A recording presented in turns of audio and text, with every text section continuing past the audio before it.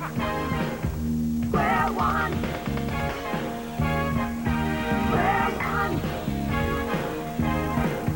Square one. Bark. Square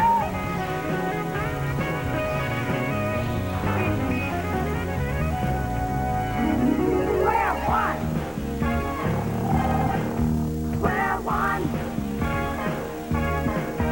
Square one.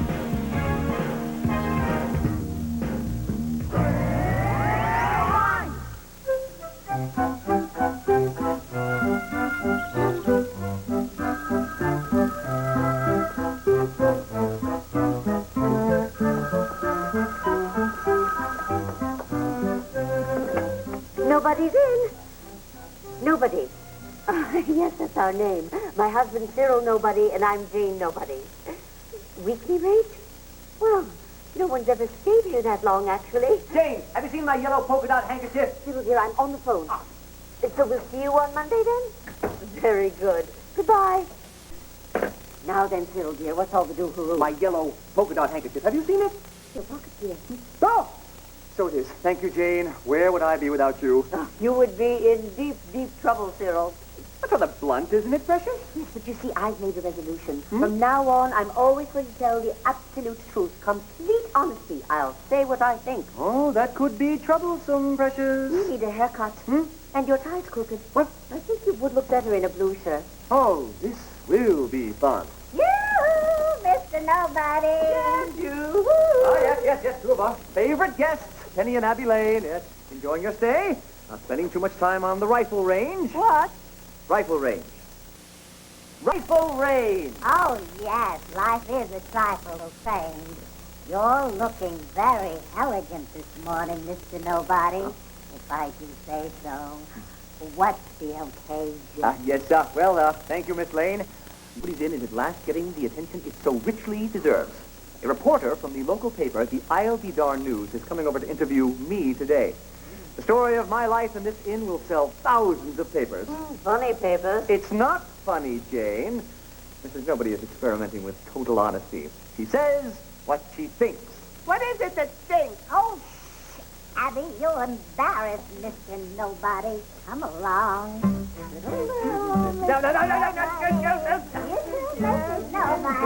Nobody. Soft as grapes, both of them.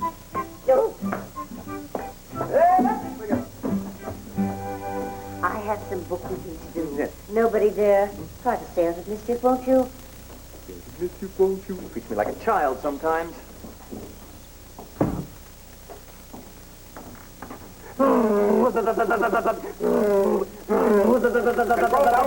Control tower to pilot, come in, Red Baron, come in. How amusing. Your reservations? Looking around me yet. I think you're the punk. I'm looking for a Cyril Nobody, and knowing my editor sent me over to interview him. Supposed to be some kind of crackpot. Runs this hotel like a sinking ship. Yes, that's a tight ship. And I, Cyril Nobody. Oops, sorry. Scoop hard copy from the I'll Be Darn News. So how long have you owned the inn, Nobody? Well, it's been in my family for 8 generations. I inherited it after I left the military. I was a major then. Major Nobody, quite the hero, too. Mr. Nobody, what I really wanted to talk to you about was this press release you sent over to the paper.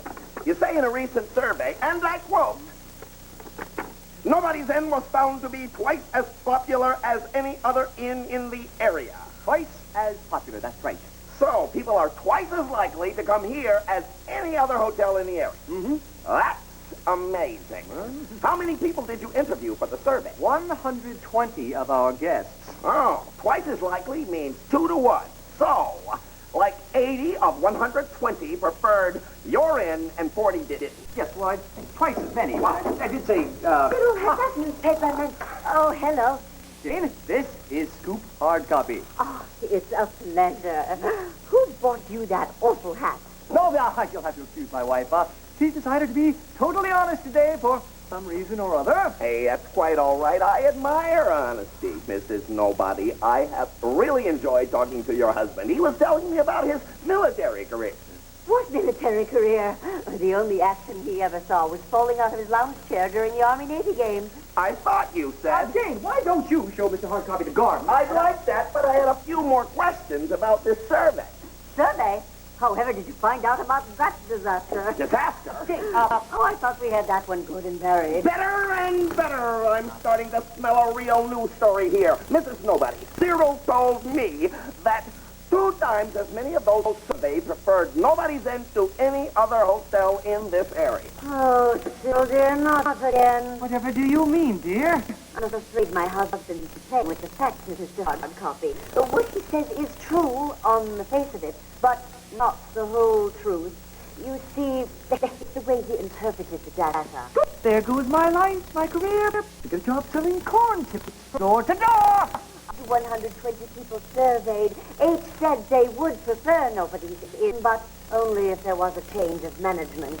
And 4 said they'd prefer to stay elsewhere. 8 4. Well, that's still on all right. Twice as many, but that's only 12 people in all. Only 10% of the actual number surveyed. What about the other 108? Well, they said that after staying here at Nobody's Inn, they'd never come back. Wow! I see. 108 out of 120. That's 90%. And not just to the inn. They said that after staying here, they'd never even come back to this state. Wow! You see, Phil, dear, you have to report all the results of the survey. The survey was performed accurately, but you only reported the data you wanted to reveal. If you were honest like me, you'd have stated that a huge majority would prefer any place to here. So, people really didn't like the hotel, huh? Oh, yes. In fact, to be candid, they were quite graphic in their comments. Oh. I have them here. Great! Here's one. I'd rather have my tonsils removed through the soles of my feet than stay here again. He calls it honesty. I call it with calamity. Here's another one. The only thing that wasn't cold was the ice water. Life's in ruins. I have no complaints about the room service. There was no room service to complain about. I just put a big ticky sign on my back. Rest divided. Oh, my favorite. I wouldn't stay in this area again if you put my legs in irons and tried to drag me kicking and screaming over hot coals.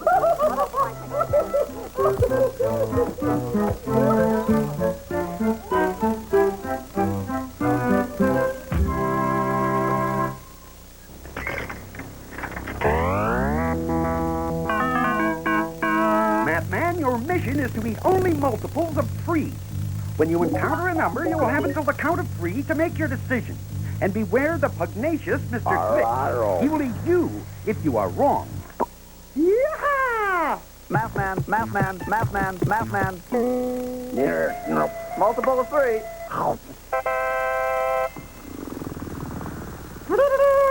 Mathman. Multiples of 3. Mathman. Uh-huh.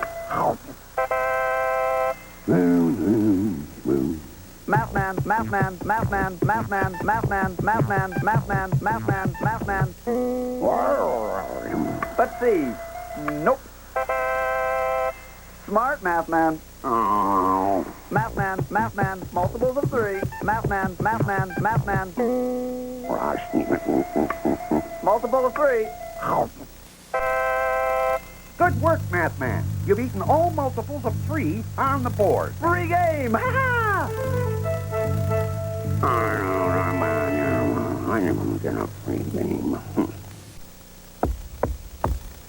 Drat.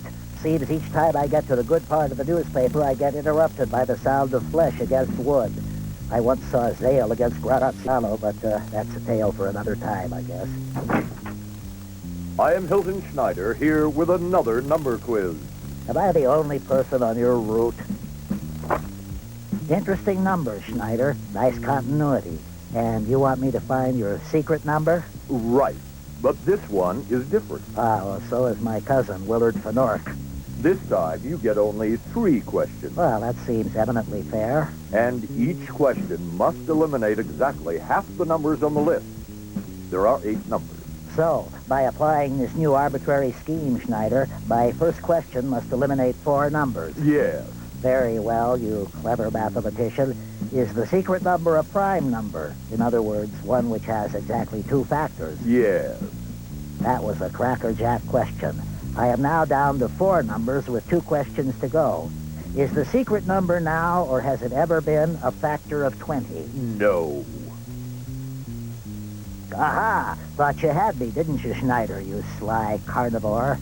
One more rule. You may not ask for the number directly. That seems like an obtuse rule, but I'll play along with you on the odd chance that you will leave. Is the number 1 more than a multiple of 3? Yes. It would seem the secret number is 7. That's right. And now back to the newspaper and the radio listings. Ha. Thank y'all. Thank you. Well, I'd like to welcome you here to Tillis tonight, and we hope you're having a real good time. For our next little thing we're going to do for you, it's a little number that was a real big hit for us. It's called 9, and well, we hope you like it. 5, 6, 7, 8. 999, fantastic number 9. It's perfectly consistent. It works out every time. 999, that crazy number 9. Times any number you can find. It all comes back to 9. 2 times 9 is 18. 8 and 1 is 9. 3 times 9 is 27. 72 is 9. 4 times 9 is 36. 6 and 3 is 9. 5 times 9 is 45. 5 and 4 is 9. 6 times 9 is 54. 5 and 4 is 9. 7 times 9 is 63. 6 and 3 is 9. 8 times 9 is 72. 7 and 2 is 9. 9 times 9 is 81. 8 and 1 is 9. 999, fantastic number 9. It's perfectly consistent. It works out every time. 999, that crazy number 9. Times any number you can find. It all comes back to 9. 9 times 10 is 90. Just drop the 0 sign. 9 times 11 is 99. Makes me rhyme with another line. Then 99 is 18. And 81 is 9. Times any number you can find. It all comes back to 9. This work with bigger numbers, too? Yep. Let's try this. 3,487. 9 times 3,487 is 31,383. 3 plus 1 plus 3 plus 8 plus 3 is 18. 1 plus 8 is 9. It always works. 999, fantastic number 9. It's perfectly consistent, and it works out every time. 999, that crazy number 9. Times any number you can find. It all comes back to 9. It all comes back to 9. It all comes back to 9. Yes, sir. Yes, sir. The story you are about to see is a fib, but it's short. The names are made up, but the problems are real. It was Thursday, 9:43 a.m., and in New York, a traffic jam had developed in Lower Manhattan because cab drivers were staging a demonstration there. They were protesting the fact that there was too much traffic in Lower Manhattan. My partner is George Franklin. The boss is Captain Greco. My name is Tuesday. I'm a mathematician.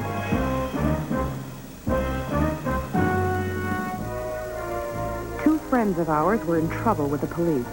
One of them was really in trouble. He had been arrested. We decided to look at earlier scenes to get cranked up.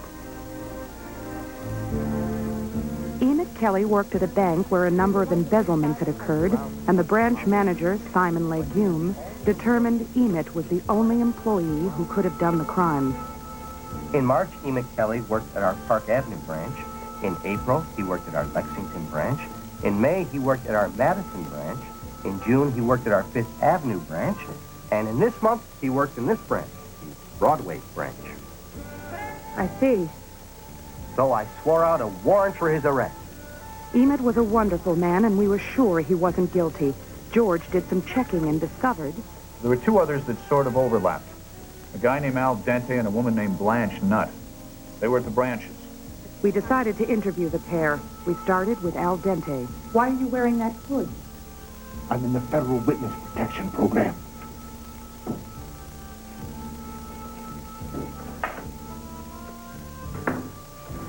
Can't be too careful. Are you one of those people who got a new identity from the federal government? Not exactly. I gave important testimony in a court case. They're worried that the people I testified against might come after me.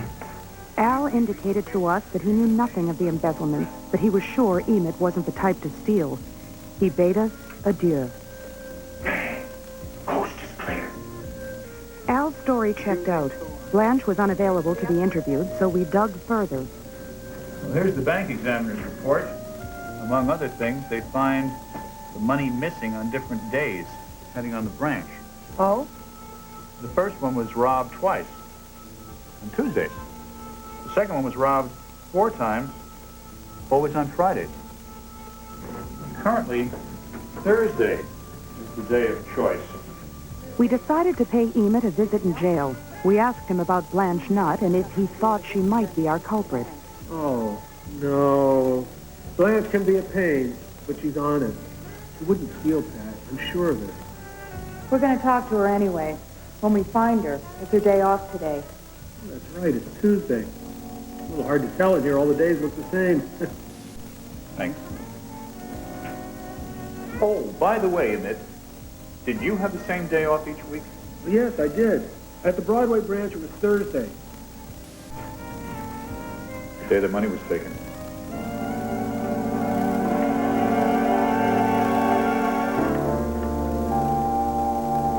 Are you ever going to get my father out of jail, Mr. Franklin? We're working on it, Emmy. Hi, everyone. What's new? What are the figures, George? Breakout of the money is stolen from each bank branch by the week. Is there a pattern? Well, it starts at $1,260, the amount of the first step. Then the weekly amounts get progressively higher. Then it goes up to $5,400. I'll be darned. Each of the weekly robberies is a multiple of 9, too. You see, Emmy, if all the digits of a number add up to a multiple of 9, it means the number itself is a multiple of 9, too. Really? That's right, Em. Try it out. 1 plus 2 plus 6 plus 0 is 9. 9 plus 2 plus 7 plus 0 is 18. That's 2 times 9. I'll check that last number out in my hand calculator. 9,270 is 9 times 1,030. Does that mean anything? Well, other than each number being divisible by 9, I guess not. Does it always work? Uh-huh. We call it the 9 wizard. Any number whose digits add up to a multiple of 9 is divisible by 9. If the digits don't add up to a multiple of 9, it's not divisible by 9. You can also divide each of these numbers by 10. Yes, you can. Numbers divisible by 10 end in 0. Wait. If they're all divisible by 9 and 10, then they're divisible by 9 times 10, by 90. By golly, you're right, Bart. It's just too much of a coincidence that these numbers are all divisible by 90. That 90 is a common divisor. George, you may have found a pattern. Let's form a hypothesis. Where could the common divisor come from? Let's see. We're dealing with money, and there's no such thing as a $90 bill. But 90 equals 100 minus 10. According to the bank examiner's report, the missing money was all $100 bills. It also states they had a surplus of $10 bills. Maybe somebody is substituting $10 bills for $100 bills and smuggling the hundreds out of the bank.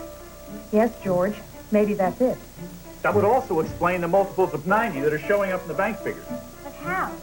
I don't know the answer to that question, but you can bet I'll keep after it till I find a solution. Is that your dad's costume, Emmy? Uh-huh. He wants me to have it cleaned so he'll be all set to go when he gets out. It makes me sad because I can still see him wearing it when Blanche and I used to pick him up at the bank. He wore it to the bank? No, but he would change into it if we had a party that night. I guess he looked kind of silly walking out of the bank in a clown suit. Boy, this is neat. Got gigantic secret pockets. They're for the hidden bananas trick. Bananas. Could hide a whole St. Bernard in here. Yes, I bet you could, couldn't you? Well, I've got to go. Bye. We'll be in touch, Em. You could also hide a bunch of money in there, and Simon Legume would never find it. Tuesday. Oh? Thank you, Sergeant Abruzzi. We're on our way. Blanche is back. She's on lunch break at her apartment. Let's go. Oh, you kids are from Mathnet, are you? Yes, Miss Nutt. Oh, call me Blanche. I understand you just got back on a bus from Atlantic City, Blanche. Yeah, and my arm's tired. You like to gamble? Not really. I just go there to visit my money. You like dice? I love shooting dice. Hate cleaning them.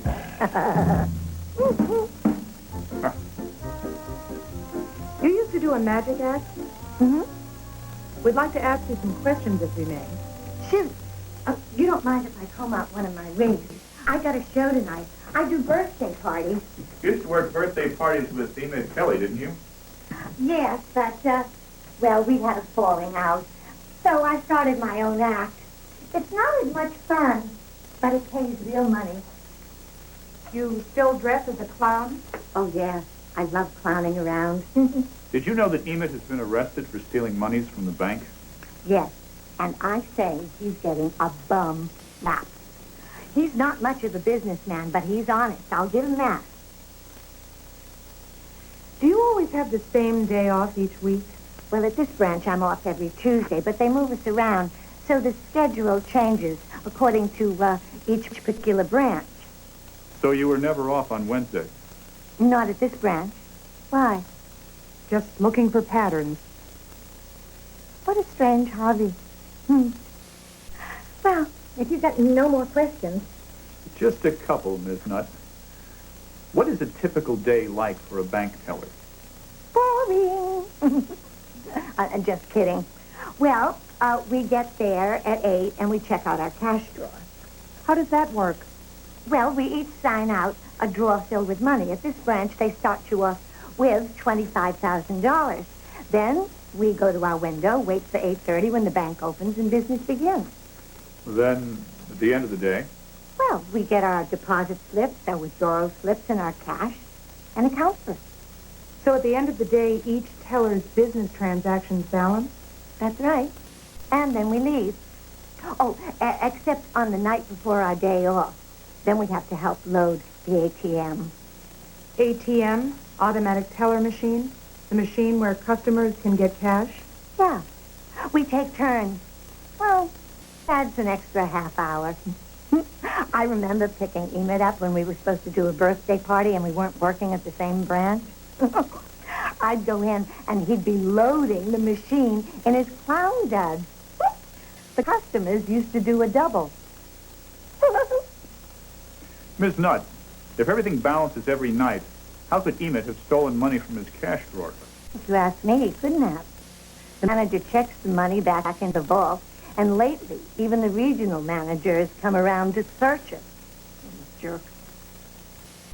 You don't care for Mr. Legume? Off the record, the guy ain't got enough sense to pound sand in a rat hole. Listen, I gotta get back to the bank. Thank you, Miss Nutt, for your time. Anytime.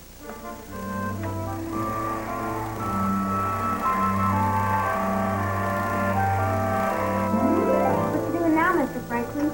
Looking for patterns, Emmy. What's so important about patterns? The patterns are what mathematics is based on. They're the very essence of mathematics.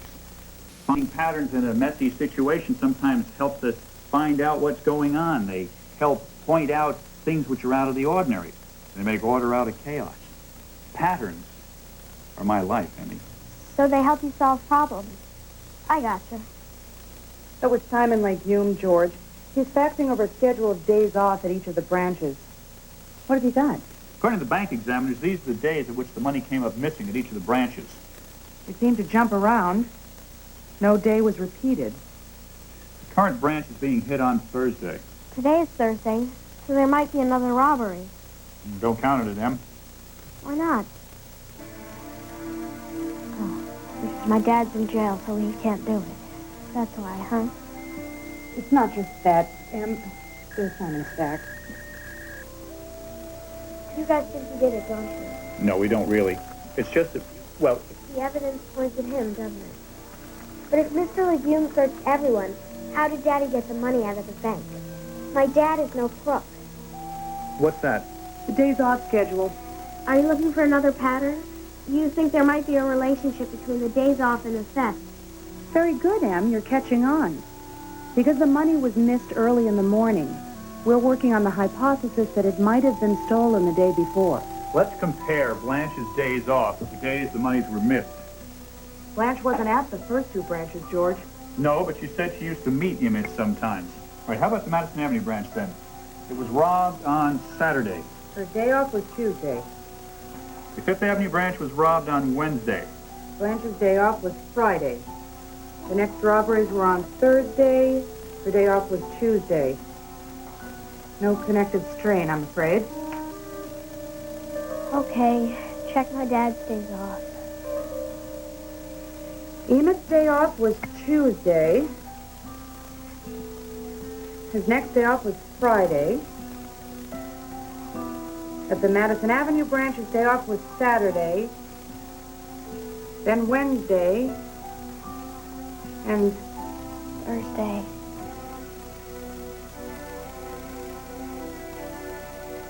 you said you performed on the night before your father's day off. Yes, Daddy could sleep in the next day. He wore his clown suit with a secret pocket out of the bank on those nights?